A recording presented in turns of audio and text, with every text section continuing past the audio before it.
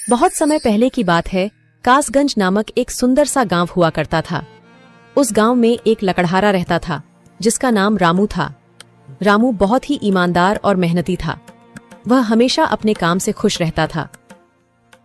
उसके पास ज्यादा पैसे नहीं थे, लेकिन वह अपनी जिंदगी से संतुष्ट था। रामू के परिवार में उसकी पत्नी और उसके 2 बच्चे थे। रामू सेठ लालचंद के यहाँ लकड़ी काटने का काम करता था और लकड़ी काटने के बदले में सेठ लालचंद रामू को पैसे देता था, जिससे रामू और उसके परिवार का जीवन व्यापन होता था। सुमन, मैं काम पर जा रहा हूँ। आज बहुत देर हो गया है, तो तुम बच्चों को स्कूल छोड़ आना। जी, स्कूल तो मैं छोड़ आऊंगी, लेकिन मोनू और चिंकी पिछले 2 दिन से कह रहे हैं कि उनके स्कूल की टीचर स्कूल की फीस मंगा रही है। हाँ, तो जाकर दे आओ ना स्कूल की फीस। अजी कहाँ से दूं? आप जो पगार लाते हैं उसमें मुश्किल से तो घर चल पाता है। अब उतनी सी तनख्वाह में मैं बच्चों की फीस का इंतजाम कैसे करूं? अजी मैं एक बात आपको साफ साफ कह देती हूँ, आप सेठ लालचंद जी से पगार बढ़ाने की बात कहिए। दिन पर दिन खर्च बढ़ता जा रहा है। बाजार में अगर सब्जी लेने निकलो तो सब्जियों के दाम आसमान छू रहे हैं, और बच्चों की पढ़ाई का खर्चा, घर का खर्चा अब इतनी कम तनख्वाह में कैसे गुजारा होगा? ठीक है, मैं आज ही सेठ जी से थोड़ा पगार बढ़ाने की बात करता हूँ। इतना कहकर रामू काम पर चला जाता है।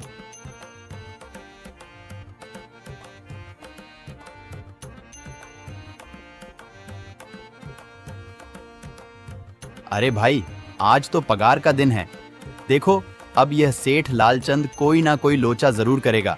हमेशा कोई ना कोई बहाना बनाकर पगार कम कर देता है। और अगली बार तो मेरी आधी पगार काट ली थी, यह कहकर कि जो मैंने लालचंद जी से 200 रुपए उधार लिए थे उसका ब्याज बढ़कर 1000 रुपए हो गया है। इसलिए मैं तुम्हारी पगार में से 1000 रुपए काट रहा हूँ। हाँ हरिया भाई, तुम एकदम ठीक कह रहे हो।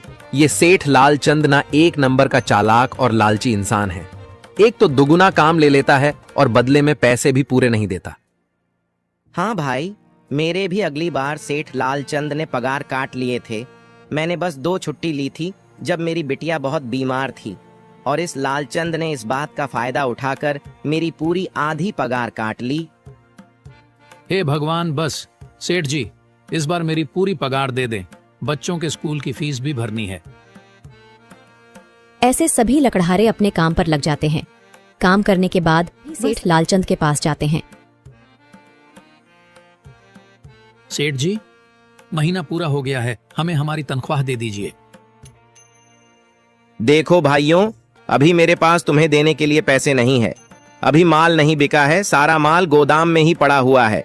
कल या परसों तक तुम्हें तुम्हारी तनख्वाह मिल जाएगी। पर सेठ जी, अभी हमारे पास बिल्कुल पैसे नहीं बचे हैं। घर का भी सामान लाना है, बच्चों की फीस भरनी है। अरे मैंने कहा तो सही, 1-2 दिन और रुक जाओ, कल या परसों तक पैसे मिल जाएंगे। अभी मेरे पास पैसे नहीं है। सभी लकड़हारे निराश मन से अपने अपने घर आ जाते हैं। अजी क्या हुआ? इस बार कितना पगार मिला है? सुमन, अभी कोई पगार नहीं मिला। सेठ जी ने कहा है कि 1-2 दिन में पगार मिल जाएगा। पगार नहीं मिला? आपको तो पता है ना, बच्चों की फीस भरनी है। इनकी स्कूल टीचर ने आज साफ साफ चेतावनी दे दी है कि अगर कल फीस नहीं लाई तो बच्चों को घर पर ही बिठा लेना। अब बताओ मैं क्या करूं? मैं क्या करूं सुमन, यह सेठ जी समय पर कभी पैसे देते ही नहीं है। अब तो बस हम इंतजार के सिवा और कुछ नहीं कर सकते। 1-2 दिन की बात है, देख लेते हैं। ऐसे ही 2 दिन गुजर जाते हैं। 2 दिन बाद सेठ लालचंद सबको पगार देता है। अरे हरिया, ये ले अपनी इस महीने की पगार। सेठ जी, यह तो बस 2000 है। मैंने तो इस महीने 3000 तक का काम किया है। हाँ, काम तो किया है, लेकिन तूने 1-1 घंटे आराम भी तो किया है। ये पैसे उसी आराम के कांटे हैं। पर सेठ जी, आपने तो कहा था 8 घंटे काम के महीने में 3000 मिलेंगे, और मैंने तो 8 घंटे काम किया और 1 घंटे आराम। देख हरिया, मुझे ज्यादा हिसाब किताब न समझा। ये 2000 रख, अगर चाहिए तो, और अगर नहीं चाहिए तो कहीं और काम ढूंढ ले। बेचारे हरिया के पास उन पैसे को लेने की सिवाय और कोई रास्ता नहीं था। हरिया चुपचाप वह पैसे रख लेता है। रामू, ये लो तुम्हारे 2500 रुपए। पर सेठ जी, 2500 क्यों? मेरे तो पूरे 3000 बनते हैं ना। मैंने तो कोई छुट्टी भी नहीं की और ना ही कोई आराम। मैंने तो अपना सारा काम समय पर किया है। हाँ, समय पर तो किया है, पर इस समय बाजार में लकड़ियों का दाम काफी सस्ता हो गया है। इस वजह से अभी तुम्हें भी पगार कम ही मिलेगी जब तक लकड़ियों का दाम नहीं बढ़ता। पर सेठ जी, बात तो 3,000 की हुई थी ना, अब 2,500 में मैं कैसे घर चलाऊंगा? बच्चों की स्कूल की फीस भी भरनी है सेठ जी। इस बार आप पूरे पैसे दे दीजिए। 2,500 ही मिलेंगे तुझे। यहाँ काम करना है तो कर, वरना कहीं और काम ढूंढ ले। बेचारे हरिया के पास उन पैसे को लेने की सिवाय और कोई रास्ता नहीं था।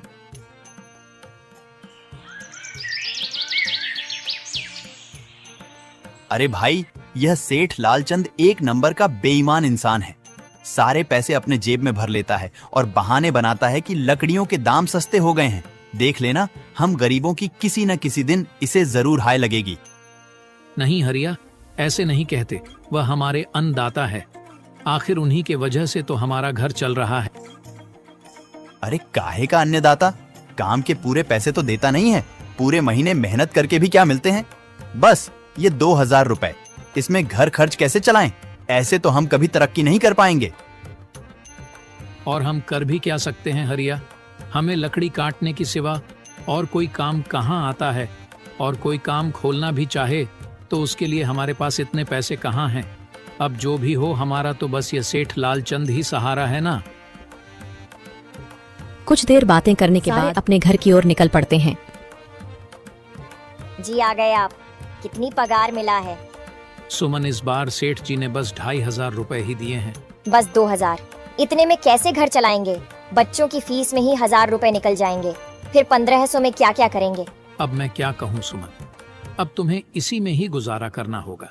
तुम सबसे पहले बच्चों की फीस भर देना, इसके बाद बाकी का मैं देखता हूँ।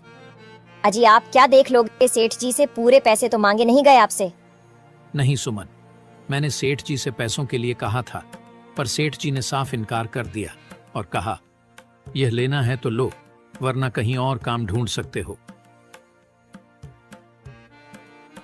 मैं सोच रहा हूं कि लकड़ी काटने के बाद मैं कहीं और भी काम ढूंढ लूं। सेठ जी के यहां से काम करने के बाद मैं दूसरी जगह पर काम किया करूंगा, इससे कुछ ज्यादा आमदनी हो जाएगी। आज ही मैं सेठ जी के यहां पर काम करने के बाद और भी जगह काम ढूंढने जाऊंगा। इतना कहकर रामू काम पर निकल जाता है और जैसा कि रामू ने कहा था, वह लालचंद के यहाँ काम करने के बाद काम की तलाश में निकल जाता है। रामू पूरे गांव में काम ढूंढता है, दुकानों दुकानों पर जाकर लोगों से काम मांगता है, मगर हर जगह रामू को केवल निराशा ही हाथ लगती है। अंत में थक हार कर रामू वापस जाने लगता है। तभी वह देखता है कि अचानक बहुत सारे भैंसों का झुंड उसकी तरफ दौड़े आ रहा है। यह देखकर रामू बहुत डर जाता है। वह इधर उधर देखता है तो उसे एक गुफा दिखती है और वह गुफा में जाकर छुप जाता है। जब भैंसों का झुंड वहां से निकल जाता है, तब रामू की जान में जान आती है। हे भगवान, आज तो बाल बाल बच गया मैं, वरना आज तो मैं इन भैंसों के पैरों तलों तो कुचला ही जाता। पर यह मैं कहाँ आ गया? रामू यह सब सोच ही रहा था कि तभी उसकी नजर गुफा में रखी एक टोकरी पर जाती है। रामू उस टोकरी के पास जाता है। ये कैसी गुफा है? ये कैसी टोकरी यहाँ पड़ी है? इसे मैं घर ले जाता हूँ, सामान रखने के काम आ जाएगी। रामू जैसे ही उस टोकरी को हाथ लगाता है, गुफा में से एक आवाज आती है, रुक जाओ, इसे छूने की कोशिश मत करो। यह आवाज सुनकर रामू एकदम पीछे हट जाता है। तभी गुफा में एक जिन्न प्रकट हो जाता है और वह रामू से कहता है, कौन हो तुम और मेरी गुफा में क्या कर रहे हो? मुझे माफ करना, आप जो भी हो। कुछ भैंसों का झुंड मेरे पीछे पड़ गया था और उनसे बचने के लिए मैं इस गुफा में आकर छिप गया और फिर मेरी नजर इस टोकरी पर गई। माफ कीजिए, मुझे लगा यहाँ कोई नहीं है तो यह टोकरी किसी की नहीं होगी, इसलिए मैंने इसे छुआ। रामू, तुम्हें डरने की जरूरत नहीं है। मैं तुम्हारे बारे में सब जानता हूं। मेरी नजर एक बार भी जिस पर पड़ जाती है, मैं उसका इतिहास अपनी खुली आंखों से देख सकता हूं। पर आप है कौन और आप इतने विचित्र क्यों दिखाई पड़ रहे हैं? आप अपना परिचय दीजिए, कौन है आप? मैं एक जिन हूं और मैं कई सालों से इस गुफा की रक्षा कर रहा हूं। यह गुफा मेरे पूर्वजों की है। इस गुफा में केवल वही इंसान घुस सकता है जिसका मन बिल्कुल पवित्र हो। अगर तुम अपवित्र होते तो तुम इस गुफा में कभी नहीं घुस पाते। तुम एक सच्चे इंसान हो, इसलिए तुम इस गुफा में घुस पाए और इस टोकरी को छू पाए। अब तुमने इस टोकरी को छुआ है तो यह टोकरी तुम्हारी हुई। नहीं, मुझे ये टोकरी नहीं चाहिए, मैं तो बस देख रहा था। डरो मत रामू, तुम ये टोकरी ले जाओ। ये कोई साधारण टोकरी नहीं है, बल्कि यह जादुई टोकरी है। जादुई टोकरी? क्या यह वही जादुई टोकरी है जिसके बारे में हमारी दादी कहानी सुनाई करती थी कि किसी गांव में एक जादुई टोकरी हुआ करती थी और वह सबकी इच्छाएं पूरी करती थी? हाँ रामू, ये वही जादुई टोकरी है। अब तुम इस टोकरी के मालिक हो। तुम इसके इस्तेमाल से अपनी स्थिति सुधार सकते हो, पर याद रखना, तुम जो भी वस्तु इस टोकरी में एक बार डालोगे, वह चीज ही तुम्हें बार बार इस टोकरी में डालनी होगी।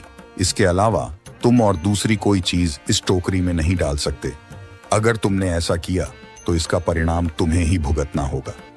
मेरी इस बात को हमेशा ध्यान में रखना और सोच समझकर बिना लालच किए इस टोकरी में वह ही सामान रखना जिसकी तुम्हें जरूरत हो। रामू टोकरी को लेकर घर आ जाता है। सुमन, ये देखो, ये मैं क्या लेकर आया हूँ। क्या लाए हो आप? बस ये एक टोकरी। सबसे पहले यह बताइए, आप तो काम की तलाश में गए थे ना, तो कोई दूसरा काम मिला कि नहीं? नहीं। अरे सुमन, मेरी पूरी बात तो सुनो। ये कोई ऐसी वैसी टोकरी नहीं है, बल्कि ये एक जादुई टोकरी है। रामू सुमन को वह सारी घटना के बारे में बताता है जो उसके साथ हुई। अच्छा, तो आपका कहने का मतलब है कि इस टोकरी में हमें कोई ऐसी चीज डालनी होगी जिसकी हमें सबसे ज्यादा जरूरत हो। हाँ सुमन, हमें सोच समझकर ही इसमें कोई चीज डालनी होगी।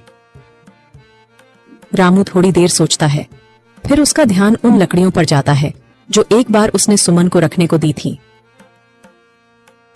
सुमन, तुम्हें याद है, एक बार मैं जंगलों में लकड़ियां काटने गया था तो मुझे एक चंदन की लकड़ी मिली थी और वह मैंने तुम्हें लाकर दे दी थी। हाँ, दी तो थी। तो तुम उस लकड़ी को ले आओ।